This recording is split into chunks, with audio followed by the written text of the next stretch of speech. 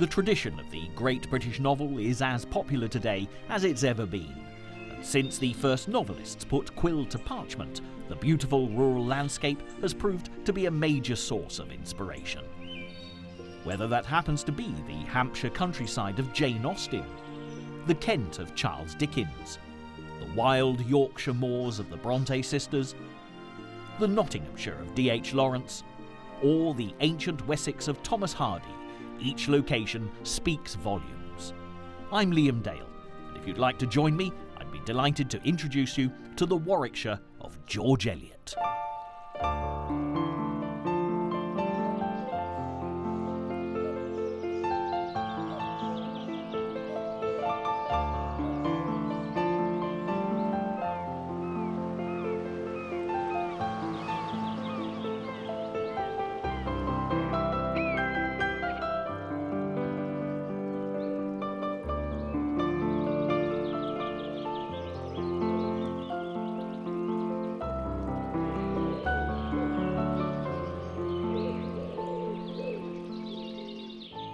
As birthplaces go, I must say South Farm is one of the loveliest I've ever seen. And in the very heart of the Warwickshire countryside, you just couldn't ask for a more idyllic location. It was here, on the 22nd of November 1819, that Mary Ann Evans, perhaps the most successful novelist of her generation, was born. And if you're wondering why that name doesn't sound terribly familiar, it's probably because you know her much better by her nom de plume, George Eliot.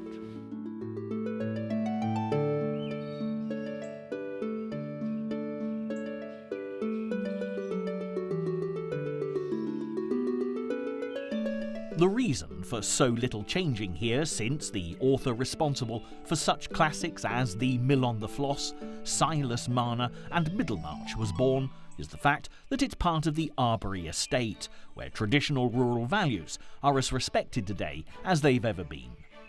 South Farm, by custom, is the home of the estate manager, and back in 1819, the position and the house were in the possession of Mr. Robert Evans, George Eliot's father. Although the Evans family and their new addition were only at South Farm for about 4 months, Arbory was to have a huge impact on George Eliot, as Robert Evans continued to look after the estate for the Newdegate family. And if you'd like to come with me the short distance to Arbory Hall, you'll see for yourself why the big house made such a lasting impression.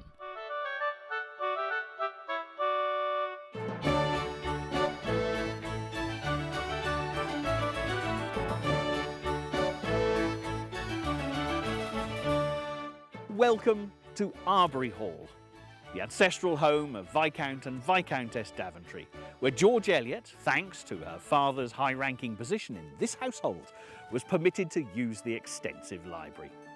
Now, even as a small girl, she was a voracious reader, and at the age of 7 was a fan of Sir Walter Scott's Waverley, not to mention the works of Bunyan, Defoe and Goldsmith. Although the hall is Elizabethan in origin, building work in the 18th century transformed it into one of the finest examples of Gothic revival you're ever likely to see. And if we go inside, there are more Arbory treasures to reveal.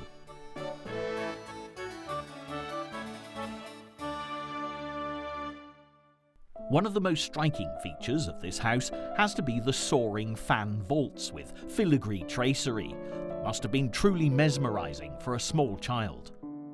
In one of George Eliot's less well-known works, Mr. Gilfil's Love Story, from Scenes of Clerical Life, she describes carved ceilings that looked like petrified lacework in a house called Cheverel Manor, and I'm sure you'll agree with me when I say that there can be no doubt where she took her inspiration from.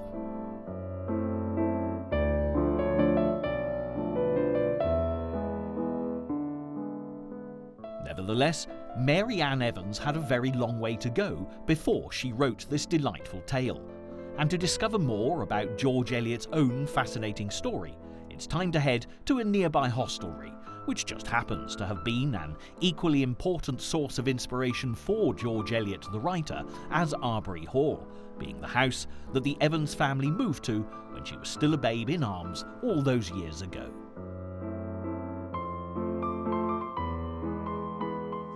Now, when Robert Evans brought his family here to live at Griff House, needless to say, it wasn't a pub or even a hotel back then.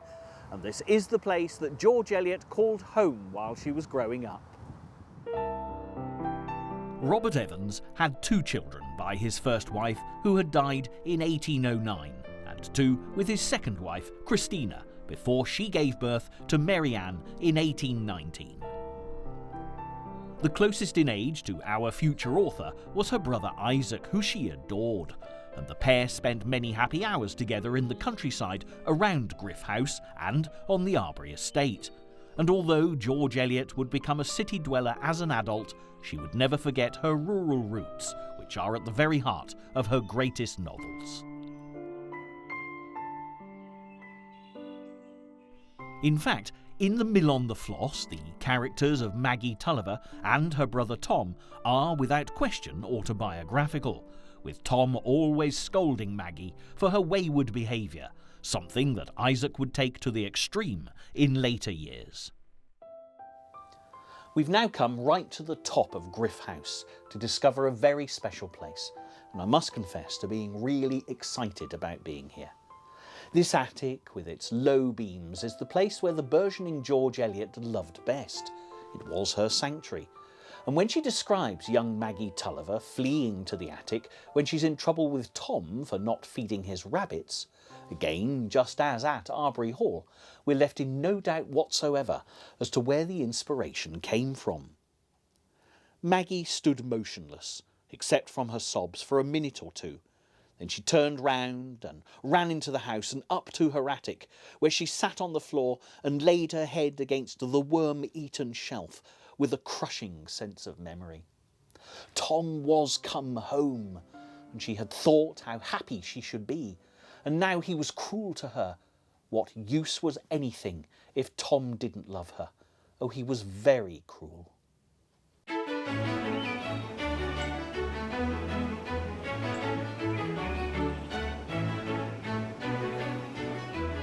If you're thinking that Griff House looks nothing like a mill, you'd be quite correct, because we've come to a remarkable mill at Charlcote, also in Warwickshire, which is one of the few fully working traditional flour mills you'll find in Britain today. George Eliot actually based the Dorlcote mill of her novel at St Ogg's in Lincolnshire, but to see what she actually had in mind today, reading her evocative words, I hope you'll agree Charlcote fits the bill perfectly. Maggie loved to linger in the great spaces of the mill, and often came out with her black hair powdered to a soft whiteness that made her dark eyes flash out with new fire. The resolute din, the unresting motion of the great stones, giving her a dim, delicious awe as at the presence of an uncontrollable force, the meal forever pouring, pouring. The fine white powder softening all surfaces and making the very spider nets look like fairy lacework. The sweet, pure scent of meal all helped to make Maggie feel that the mill was a little world apart from her outside everyday life.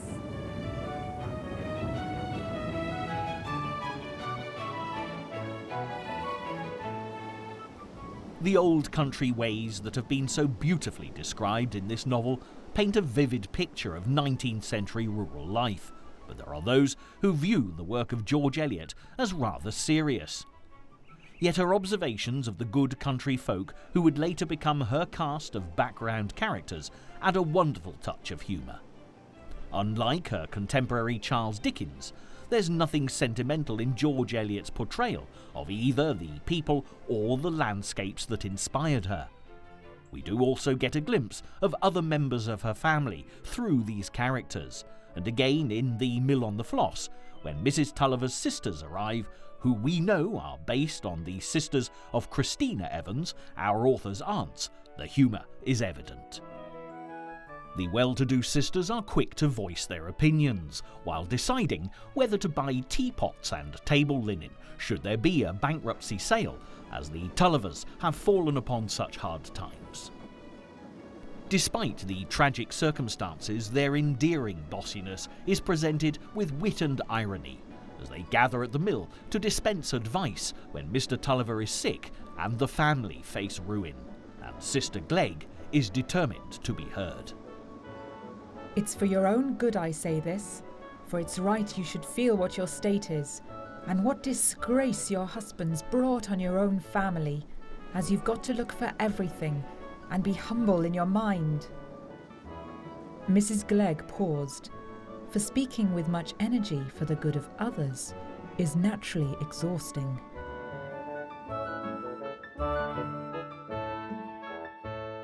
For now, though, we'll leave the aunts at Charlecote Mill and return to Griff House to hear more about George Eliot's fascinating childhood.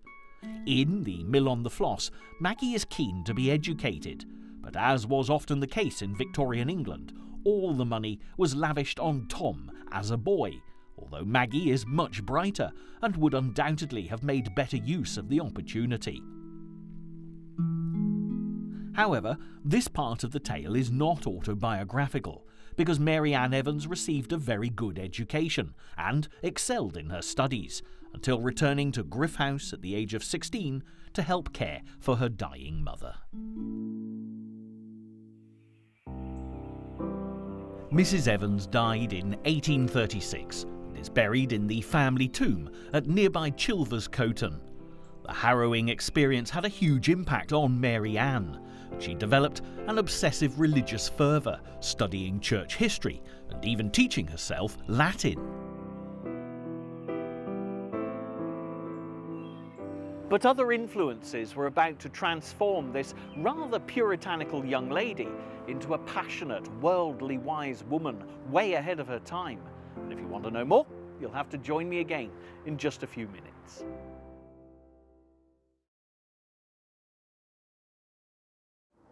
Robert Evans retired from his duties at Arbury Hall, and as Isaac Evans was just about to marry, he remained at Griff House, keeping this lovely property in the family.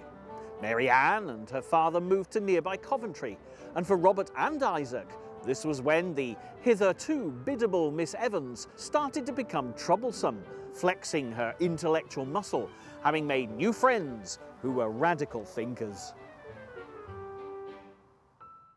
While Isaac remained the respectable countryman here at Griff, the reactionary Mary Ann turned her back on religion and began to follow where her heart and mind led her.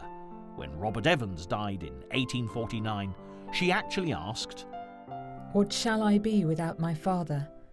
It will seem as if part of my moral nature was gone."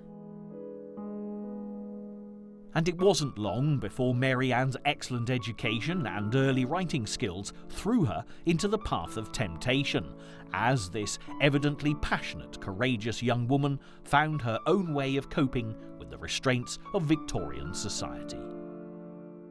Actually, Robert Evans would have turned in his grave, well, to be more accurate, in the family tomb here at Chilvers Coton Churchyard, if he could have seen his daughter's headstrong ways.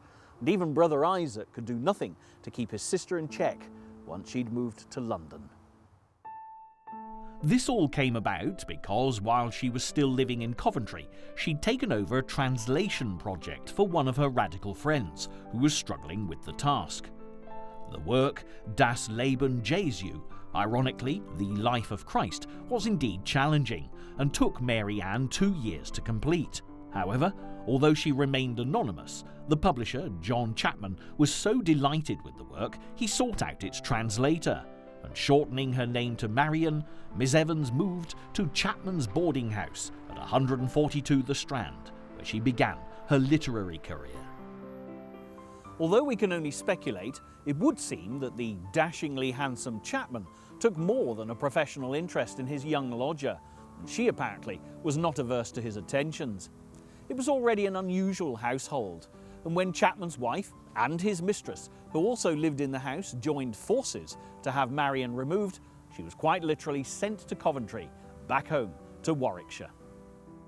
The exile was short-lived though, as Chapman bought the Westminster Review, a journal for philosophical radicals, and Marion was promptly restored to her position in the house on the Strand to run the publication. Undaunted in her quest to find love, and at the very heart of literary society, Marion soon developed a relationship with Herbert Spencer, the editor of The Economist. Sadly for her though, he described her as too morbidly intellectual to marry. Marian's infatuation with Spencer was only quelled when he introduced her to his friend George Henry Lewis, a fellow philosopher and writer. The pair quickly fell in love, and Spencer happily remained a confirmed bachelor for the rest of his days. But there was a problem. George Lewis was married, albeit an unusual open relationship. His wife Agnes had given him 3 sons, but had also had further children with another man, who Lewis had given his name to, making a divorce all but impossible, as he'd been seen to condone his wife's infidelity. As a result, Marian also took the Lewis name, and the couple lived together as man and wife, but at a distance from even the more liberal-minded literary circle that they both moved in. It was at this point that Marian, with the encouragement of Lewis, turned her attention to novel writing, choosing George Eliot as a masculine pen name, not only to court publishing success, but also perhaps to disguise her somewhat dubious marital status. Nevertheless, it was not the elite intellectuals of London society that Marian turned to for inspiration. It was the beautiful Warwickshire countryside of her childhood. And if you come with me now to the lovely church of St Mary the Virgin in the village of Astley, you'll certainly understand why. George Eliot's first success as a storyteller came with the publication of her Scenes of Clerical Life in Blackwood's magazine. And this church appears as Nebley Church and is actually where her parents were married. The reviews were excellent when her Scenes of Clerical Life were published in book form, and encouraged, she began work on Adam Bede, which received even greater acclaim.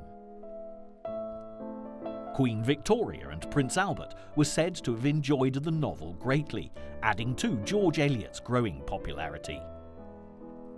However, drawing on childhood memories like this beautiful church, there was one person who was quick to identify George Eliot, and that was, of course, Marian's brother, Isaac.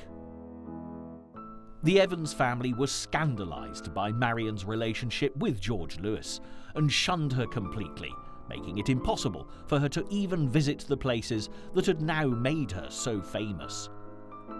Yet for the world of literature, this was one cloud that very definitely had a silver lining, and as we return to Charlecote Mill, all will be revealed.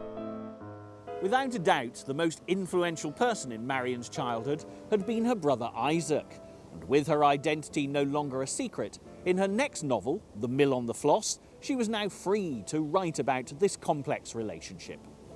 The hugely autobiographical work was another success, critically and financially, and Mr. and Mrs. Lewis moved up in the world.